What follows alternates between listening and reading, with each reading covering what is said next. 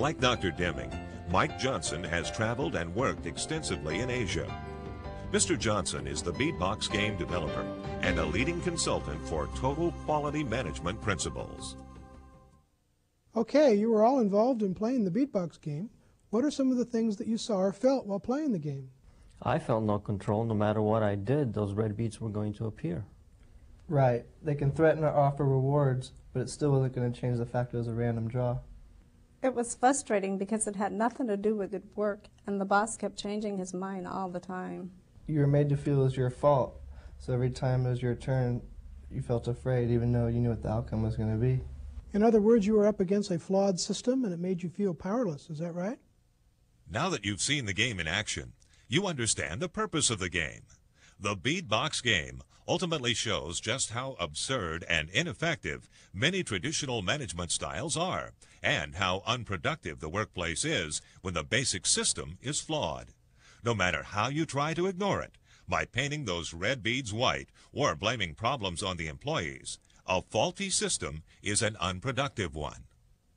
Notice that we didn't define the purpose of the game for you before we started playing it. And as the facilitator, Ann Margaret, the fun of the game is to let it unfold as it happens. After you finish playing the game, then you can do what we're doing here. Get together with the players, share reactions, and record the results on a flip chart. I'm not exactly clear on the full process. When and why are you playing the game? Optimally, Miguel, you're using the Beadbox game as an opening in a meeting to introduce total quality management to your workforce. You start with the game because it loosens people up and makes them points in exaggerated ways. Now, people often feel personally threatened when they encounter something new. Even if it's an improvement, they're still resistant. So the game helps them relax, have a little fun, and open them up to new ideas. Another benefit to using the game is you can establish the red bead as the perfect metaphor. Because it's threatening to discuss problems, workers may be reluctant to bring them up. But if you use the term red bead instead, it's amazing how much easier it is for people. Now they can say, look, I think we've got a red bead in the way we handle our accounts, or whatever it may be. As the facilitator, Ann Margaret, you are bringing TQM into your company. Now, you may be a human resources director, upper management, or just a manager assigned to a quality assurance team. In any case, you're using the Beadbox game as a perfect tool to pave the way. Now, as you begin playing the game, have employees analyze the game results and share their observations. Have employees give real-life examples from their workforce. And then as the facilitator, you can introduce the principles of TQM in contrast to the system in place with the Beadbox game. I'd like to know more about how to make the transition into TQM principles.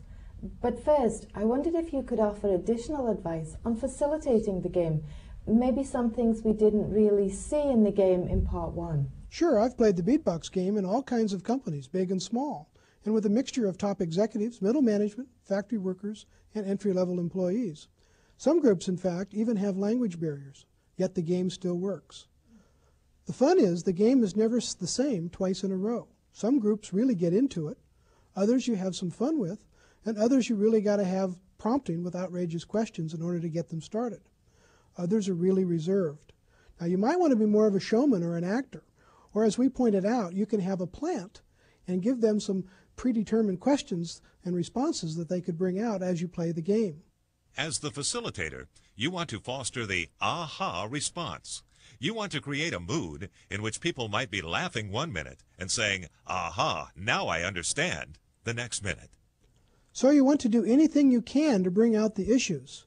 Being the mean boss, as Carl was yesterday, dangling the carrot of reward and punishment in front of the people, coming up with silly and ineffectual solutions to false problems.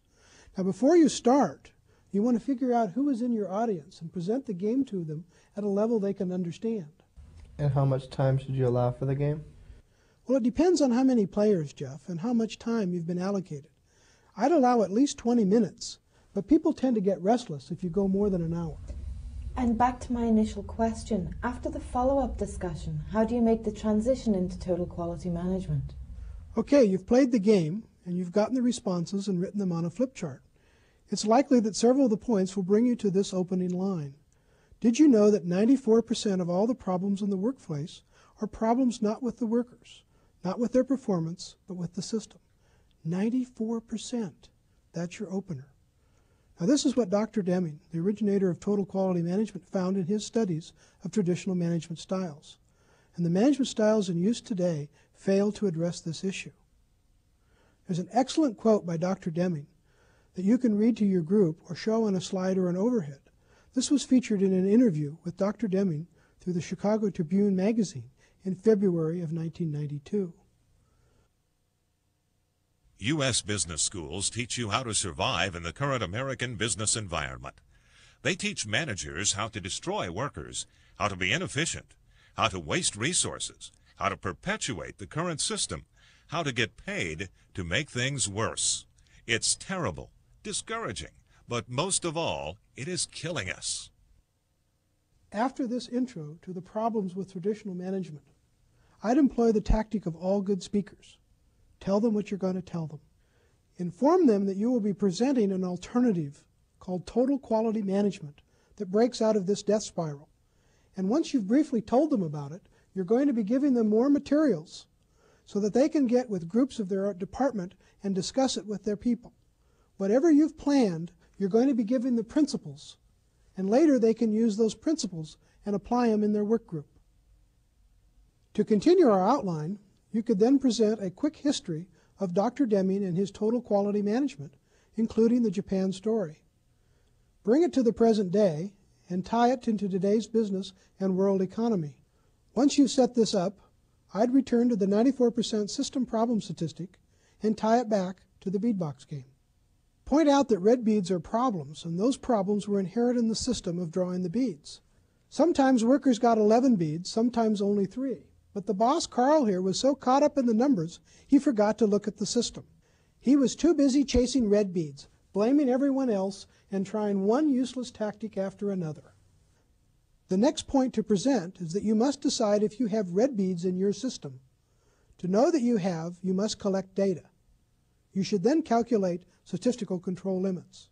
If you take data from, say, 3 months and plot it statistically, you will graphically see if your performance falls within an acceptable range. If it does, it's likely you have common causes. That is, you have red beads in your system and have to address the system's problems. If it looks fairly normal, but there are a few that consistently fall outside the control range, it's probably due to special causes. That is, some problem not in the system. Usually it has to do with a worker not being adequately trained, or a temporary problem like a staff vacancy. The importance of statistical control limits is that they tell you where the red beads are, the problems. And only then can you sit down together as a group and try to find the real solutions. Now, if the variation from day to day is very big, you are probably spending a lot of your time just chasing problems. You should focus on reducing the rate of change from one day to the next. Once that's under control, you can look for the red beads and then remove them permanently from your system. I think it's good to give an overview of statistical control limits and the need for solid data in general at this first presentation. But wouldn't you suggest that a more technical training of how to create a control limits chart be given at another time, only with those who would be ultimately responsible? Yes, Carl, that's a good point. Not everybody needs to become a statistician. All you want to do here is let people know first that TQM is based on finding solutions to problems. Secondly, that you have to find out where the problems really lie in order to arrive at an effective solution. And third, the way we do that is with hard data, data that helps you pinpoint what type of red beads are in your system. Finally, I'd present Dr. Deming's 14 obligations of quality management. Of course, you could present them before you start talking about statistical process control, or perhaps open the presentation with the 14 obligations. Now, this is only a suggested format. You as facilitator, Anne Margaret, can then decide on how you're going to do it. I think you should take time to explain each of the 14 points.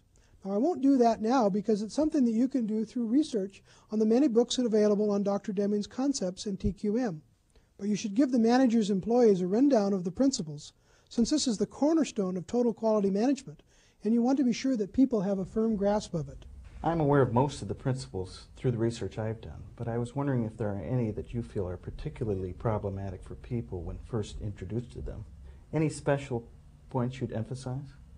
Yes, Carl, very briefly. There are 5 of the 14 points that I find that people initially have trouble with. The first one is number 4, looking at the total cost and single supplier issue. People get stuck on the low bid, competitive bidding system. They fail to see that you have to look at the total cost over time, including the cost of mistakes and redoing things. This is what we call rework and waste. And they must understand that if you cultivate a relationship with a trusted supplier, chances are good that suppliers will get it right because they've come to know exactly what your standards are. Principle 7 about leadership hangs people up because they think they have leadership now. Well, there's a big difference between supervision and good leadership. Dr. Deming's idea of a leader is someone who works consistently to improve the system, recognizes everyone's skills, talents, creates interest, challenge, and provides joy for every employee. They take ultimate responsibility, but not ultimate credit for the continual improvement of the company. Fear, discussed in Principle 8, is self-explanatory, and most people get this one right away. But I think it should be emphasized because it's the most common management motivation in use today, and probably the single most damaging. It can be overt or hidden, but it's there and chips away at the worker performance. It's also liable to creep back into any system, even TQM, because it's so familiar to managers as a way to keep people in line. Get rid of the fear. Number 11 on eliminating numerical quotas and goals is confusing. Principle 11 does not mean you don't keep data and numbers. You do. You use them to identify common cause problems and special cause problems in order to find a solution. You do not use numbers to try to control people, to regulate their performance, or to set rigid and arbitrary goals. Plus, you don't set hard goals if your process isn't capable of achieving the goal. And finally, people often ask about Principle 12 on rating and merit systems. They're concerned that without performance reviews, there's no way to judge how employees are doing.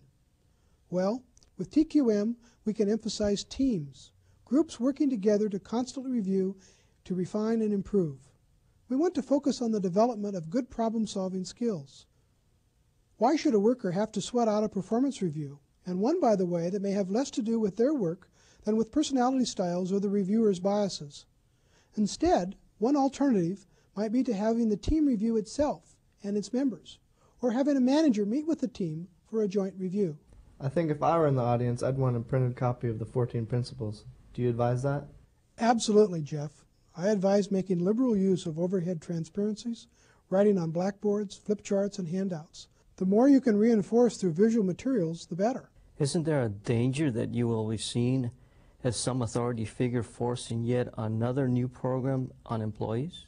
Yes, Miguel, but first you've got to be careful not to get on your soapbox. And be sure your company is sincere about adopting all that's new and involved in total quality management. The workers, the people are smart. They know when they're hearing just another meaningless management ploy. Total quality is inclusive. Management must create an environment in which workers can speak up and name the problems. Employees must be willing to let go of a culture of personalities and look at the bigger picture. And then, management must exercise their power to make the fundamental changes in the system. Everybody has to be committed. You've mentioned before the game should take anywhere from 30 minutes to an hour. How long should the TQM presentation be? That's up to you, Blanche. How big is the group? What's the time you've been allocated? Will you have a half a day for the game with follow-up discussion and the presentation on total quality? Will the TQM presentation be scheduled for another time? Which, by the way, I don't recommend, since you want the messages and momentum of the game to take you right into the TQM presentation. The whole idea is to get people to relax and open up to the brand new way and very important ways of running their company. Keep the mood of the game for the presentation. That's all well and good, but what happens after the game, the discussion, and the TQM presentation? How do managers and employees begin applying everything to their own business? Again, Carl, that's up to you. Will you have an all-day retreat for the company? If you do, the morning session could be the game, follow-up, and TQM presentation. In the afternoon, people could have breakout sessions for their own departments or work groups, perhaps with a facilitator for each group. Or you might want to schedule the game and follow-up discussion for several smaller groups of executives and employees mixed together. And I think they should be mixed. Maybe you should do this one whole week, and then the next week you begin forming teams and identifying problems. Don't forget principle number 5. TQM is ongoing. It isn't one fix-it meeting. You meet, you look at the data, you find the red beads, pose solutions, test them, then meet again. Total quality management becomes reality when employees of all levels incorporate it into their regular work routines. It's a constant process of improvement. You mentioned earlier that executive and employees should be mixed. Why? First of all, let me say that top management has to buy into TQM before you can introduce it to employees. It cannot be adopted by employees or a union in the hopes that management will eventually agree to it. TQM rearranges everything traditional management has done, so they better be supportive of this. When it's time to schedule sessions for the game and presentations, management has to be there. This is not only for the employees, it's for everybody. Also, it's good for both sides of the track to hear what the other side is saying. TQM is based on clear, continual communication. And that communication begins with every person being in on it. What if management isn't completely behind us? Then it won't work, Miguel. It's that simple. When managers are skeptical, Dr. Deming found they're not going to be responsive unless they feel a peer or a person of equal status is proposing it. What you might want to do is to hire a TQM consultant to come in and work with the top management. Let's say my CEO is behind this. I'm the Human Resources Director and I've ordered your Beadbox game because I thought it would help employees learn about TQM. All of a sudden, I find out I'm expected to be the game MC, the discussion leader and a presenter and expert on TQM. What if I don't want all these roles? Decide on what you want to do and delegate the rest. Or form a quality management team and work on it together. You set the timeline, Ann Margaret, the goals and the means for accomplishing the goals. What we've offered here are just suggestions. They will work, but you may find other techniques that work just as well or better. Now, I also keep the Beadbox game on my desk and reuse it whenever I need to diffuse the tension around some problem or to remind an employee that a problem is just a red bead, not a personal attack on them. The Beadbox game is a great tool, a fun, involving, and insightful way to usher in the concepts of total quality management for people of any job or education level. It's a marvelous first step in helping people see the value of a management style that values all people, fosters joy in work, and seeks continual improvement and quality. I hope we've been able to show you in this tape how you can start this process in motion.